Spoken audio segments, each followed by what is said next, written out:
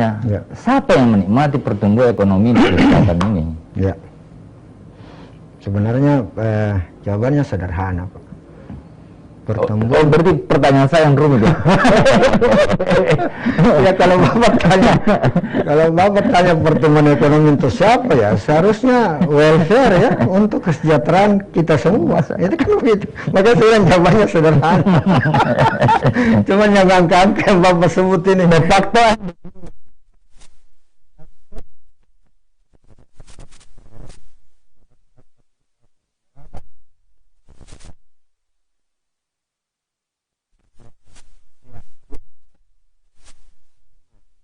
Kita lihat kadang pertumbuhan ekonomi ini ya tidak jauh beda dengan pencitraan lah juga dalam tanda petik gitu ya.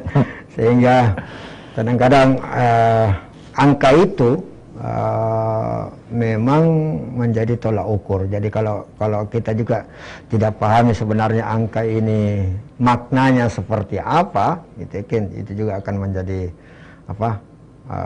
masalah gitu.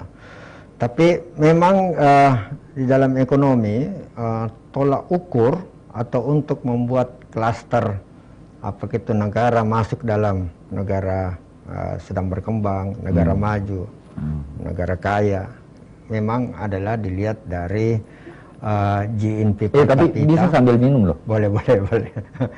GNP per kapita dan akhirnya di pertumbuhan ekonomi. Nah, by teori memang karena dia welfare gitu, untuk kesejahteraan, maka indikator pertumbuhan ekonomi adalah untuk sejahtera. Maka kaitannya harusnya pertumbuhan ekonominya meningkat, ya, maka pasti investasinya juga meningkat, maka pasti kesempatan kerja juga meningkat, maka pasti juga pendapatan meningkat, ya, akhirnya pasti akan menurunkan kemiskinan. Mestinya kaitannya seperti itu. Nah, sekarang kita kembali, kalau begitu pertumbuhan ekonomi seperti apa? Nah, yang sederhana jawabannya adalah tentunya yang kita butuhkan adalah pertumbuhan ekonomi yang berkualitas dan pro. Nah, ini kata-kata pro ini menarik itu. Pro itu adalah keberpihakan, ya. Jadi dia selain pertumbuhan ekonomi itu berkualitas dan juga harus yang mendukung untuk sampai ke situ adalah keberpihakan. Karena kenapa? Kalau kita kembali ke sistem ekonomi memang yang kita pahami, yang kita miliki, karena memang sistem ekonomi kita itu adalah sistem ekonomi campuran di mana pemerintah bisa masuk ke dalam, ya, di dalam ekonomi. Nah, masuknya pemerintah ini bisa langsung dia sebagai pelaku, katakanlah BUMD atau BUMN. Kemudian yang kedua dia masuk dengan regulasi, dengan kebijakan. Nah, jadi kalau kebijakan yang masuk ini tidak benar-benar pro, tidak benar-benar berpihak kepada people, kepada pure kemiskinan, berpihak kepada UMKM segala macam, maka tidak akan sampai kepada welfare. Kesejahteraan umum. Jadi sangat ditentukan oleh stimulus dari kebijakan. Sedangkan kita tahu bahwa kebijakan yang masuk ini tidak pure ekonomi policy, ya.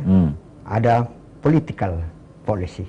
Nah, termasuk sebenarnya di dalam penganggaran, gitu. Yeah. Nah, penganggaran juga ini sangat tergantung dengan political fiskal. Yeah. Ya, karena kan yang mengatur itu adalah dari pusat. Nah, itulah yang akhirnya kalau tidak dibuat sedemikian rupa, memang agak berat ya dengan negara sebesar kita ini dengan berbeda-beda kondisinya. Ada yang saya katakan ada daerah kita memang dari sisi sumber daya alam bagus, tetapi SDM-nya rendah. Ada yang sumber daya alamnya jelek, SDM-nya bagus. Ya. Tapi lebih celaka lagi ada daerah yang SDM tidak bagus SDM-nya. Nah, sebagai bapak dari daerah-daerah yang seperti ini kan harus bertindak adil. Ya. Nah, itulah yang sebenarnya akhirnya menimbulkan isu-isu mau mendirikan negara ya itu yang tidak dibenahi. Jadi kembali lagi dari sistem ekonomi politik yang kita miliki. Tapi kalau misal dalam konteks Sulawesi Selatan dengan data-data seperti ini, bagaimana bisa menjelaskannya? Yang saya jelaskan tadi, pertumbuhannya 7%, tapi data-data yang saya paparkan kan kok seolah-olah bertentangan gitu. Betul. Sulawesi Selatan itu spesifik juga Pak, kita harus pahami dulu. Sulawesi Selatan itu kan bukan hanya Makassar. Ya? Dia. Nah, jadi kalau angka keluar rata-rata Sulawesi Selatan, pertanyaannya adalah apakah daerah lain juga begitu? Ya. Kan belum tentu. Nah, berarti ada yang memang di atas angka ini dan ada yang di bawah. Nah, di atas inilah yang mensubsidi. Berarti dari sisi ketidakseimbangan juga region di Sulawesi Selatan itu juga besar. Ya, itu juga besar. Ada daerah yang malah di bawah 5% gitu. Ya. Tetapi ada memang di atas. Makassar kadang bisa sampai 9%. Gitu ya. Nah, sekarang kalau begitu berarti ada yang memang kelompok usaha atau kelompok masyarakat yang besar perannya terhadap angka yang 7 ini. Itu mungkin dijelaskan di Gini ratio ya? Salah satunya. Gini ratio itu menunjukkan bahwa melebarnya kesenjangan. Dan bukan hanya Sulawesi Selatan, Indonesia juga begitu, nasional juga begitu. Malah tahun lalu itu kita sampai di nasional ya, kita pernah sampai di angka 0,42 itu terbesar juga terjadi kesenjangan yang terjadi di negara kita. Nah, jadi kalau kita kembali lagi, itulah yang menunjukkan sebenarnya kelompok masyarakat yang mendukung di angka 7% ini. Tetapi yang muncul 7% siapapun dia, ya, selama masuk sebagai penduduk Sulawesi Selatan, berarti tidak masuk. Jadi sama istilahnya kalau kita katakanlah bagi-bagi gitu ya, ada pembagi, ada pembilang, ada pembagi gitu. Ya. Nah, jadi kita semua berada pada posisi di bawah gitu, pembagi. Ya. Tetapi yang di atas ini mungkin saja ada satu orang, tapi dia bisa mewakili satu kecamatan, mungkin satu kabupaten ya, karena dia memiliki kemampuan ekonomi yang tinggi. Nah, jadi yang muncul adalah rata-rata. Nah, itu dia.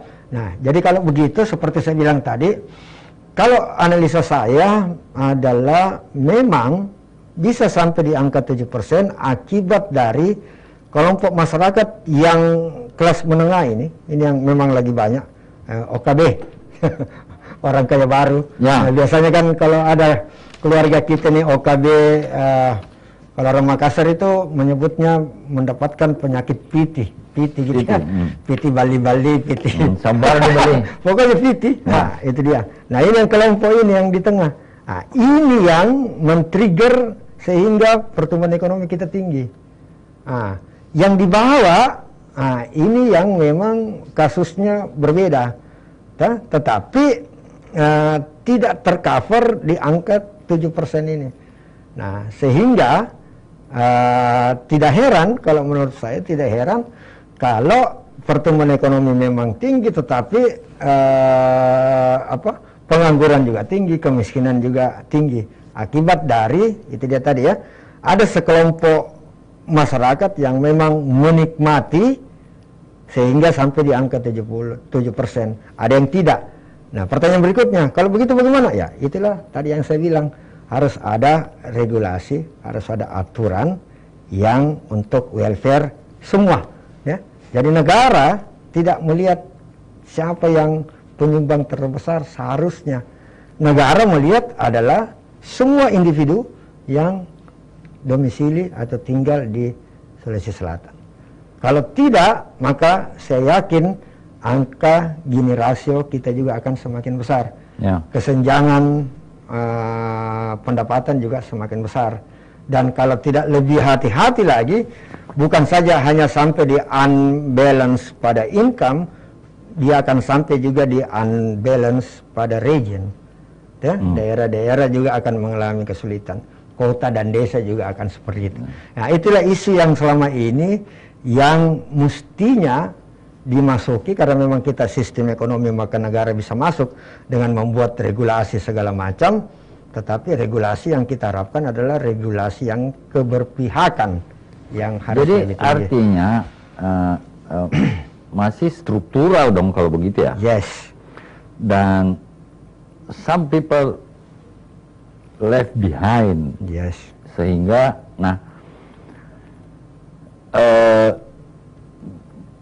bagaimana kita bisa mungkin melihat ya, seandainya ada orang perbankan misalnya dari yang sering dibicarakan orang bahwa 10% orang berkontribusi untuk 90% dari perekonomian, kira-kira itu. Nah, sebetulnya mungkin bisa itu terjelaskan kalau kita bisa mengakses data. Berapa sih orang Sulawesi Selatan yang punya rekening, saldo rekening 5M ke atas misalnya. Berapa orang sih yang punya rekening di Sulawesi Selatan?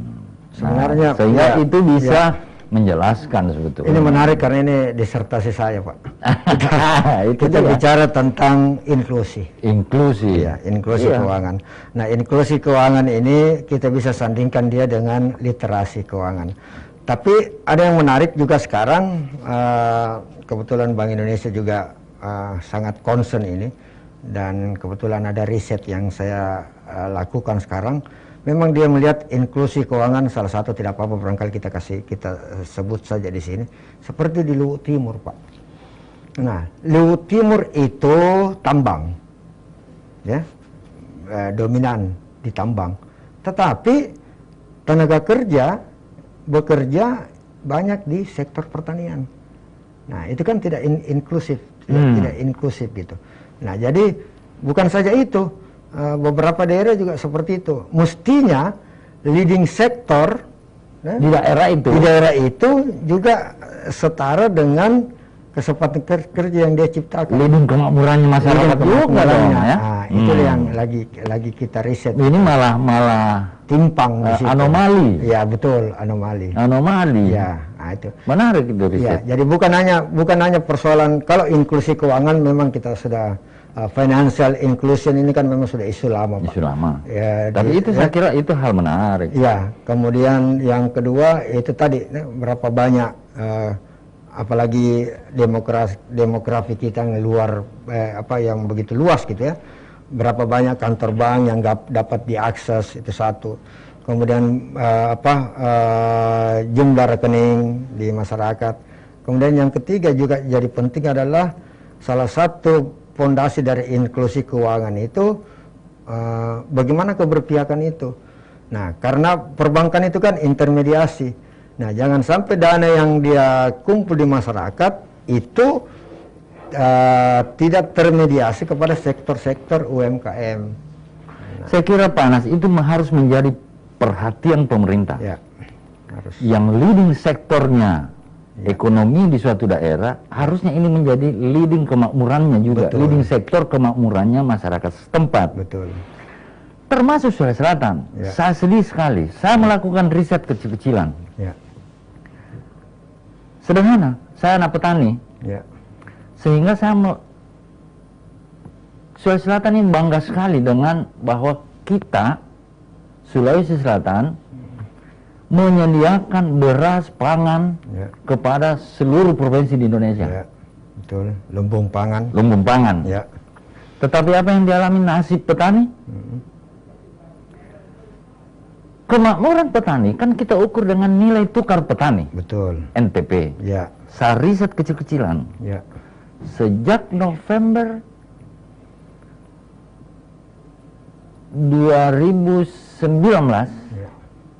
itu nilai tukar petani di bawah 100. Ya. Artinya apa? Petani itu tekor, terutama petani pangan. Ya. Kan indeks kalau kita secara ekonominya kan indeks harga yang diperoleh petani dibandingkan dengan indeks harga yang dibayarkan petani. Ya. Biaya produksi, konsumsinya untuk hidup dan berproduksi. Itu kan di bawah 100 terus. Tekor berarti. Tekor berarti petani. Lah, Ini yang saya bilang. Kita pertanian mengandalkan pertanian, ya. Tapi kita tekor petaninya. Ya. Ini yang berbahaya kalau menurut saya, sehingga perlu mendapat perhatian pemerintah juga. Ya. Sebenarnya kalau kita bicara pangan, itu kan memang pemerintah punya misi di situ. Karena dia menjadi makanan pokok, maka ketersediaan ya itu menjadi tanggung jawab pemerintah. Kemudian kedua, harga. Nah, makanya ada harga dipatok gitu kan. Nah, ini sebenarnya harga yang dipatok untuk tidak membuat petani menjadi miskin, ya kan begitu. Ya. Tapi ini kan juga lagu lama gitu.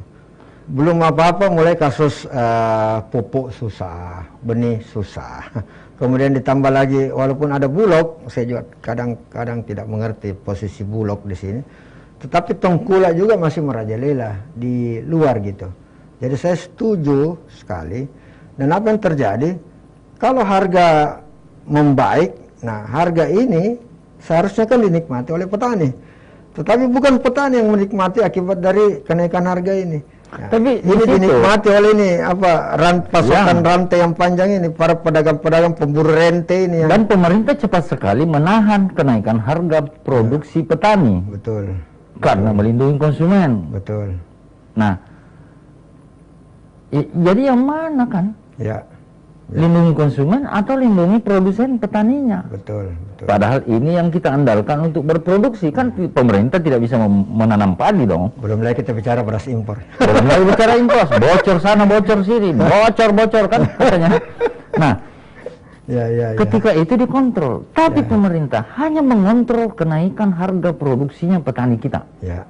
Tetapi harga yang dibeli petani, pupuk, apa segala macam, termasuk makanan kebutuhan hidup sehari-harinya, pemerintah tidak bisa kontrol. Betul. Ada tim pengendalian inflasi daerah. Berfungsi nggak itu? Betul. Untuk mengendalikan itu. Kayaknya berfungsi karena selalu dapat penghargaan. Nah, itu dia.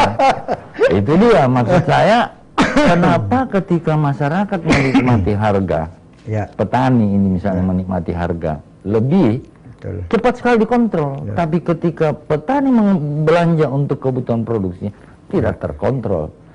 Ini ketimpangan. Ini juga menjadi masalah yang bisa menimbulkan rasa ketidakadilan. Rasa ketidakadilan bisa menimbulkan konflik. Betul. Bisa menimbulkan a priori masyarakat terhadap ketidakpercayaan lagi. Ya, a priori. Jadi kita bilang tidak percaya, tetapi a priori ya sudahlah, pemerintah begitu aja lah. Iya. Jadi sama dengan istilah sebenarnya yang kita bicarakan ini adalah ekonomi autopilot atau autopilot gitu. Autopilot. Iya. Jadi biar tanpa pemerintah ekonomi bisa jalan. Biar tanpa pemerintah ekonomi bisa jalan. Toh aturan yang dikeluarkan oleh pemerintah tidak ngaruh gitu. Jadi yang dunia usaha berpikir adalah saya harus hidup, saya harus menggaji pegawai saya, maka saya akan bekerja sendiri. Nah, tanpa oke lah ada pemerintah, tapi saya kira petani, masyarakat mengatakan, oke deh, lakukan apa yang kau mau, tapi jangan ganggu Ki. Ya. Itu berbahaya juga. Itu berbahaya lagi. Berbahaya juga. Karena itu bisa menurunkan kewibawaan sebagai pemerintah. Nah, itu yang terjadi. Akhirnya orang bilang ya sudahlah, mau ada pemerintah atau tidak ada pemerintah kita harus jalan. Itu ekonomi autopilot. Karena begini juga tidak ada juga sesuatu keberpihakan yang saya maksud tadi. Malah keberpihakan itu menjadi sesuatu yang menghasilkan ketidakadilan gitu. Karena kelihatan ada kelompok-kelompok tertentu yang diuntungkan akibat dari regulasi yang dibuat oleh pemerintah. Nah, itulah makanya dari penjelasan Pak Anas tadi itu ada kelompok yang tidak terganggu income-nya karena pandemi. Ada orang yang punya dana emergensi yang masih kuat. Betul.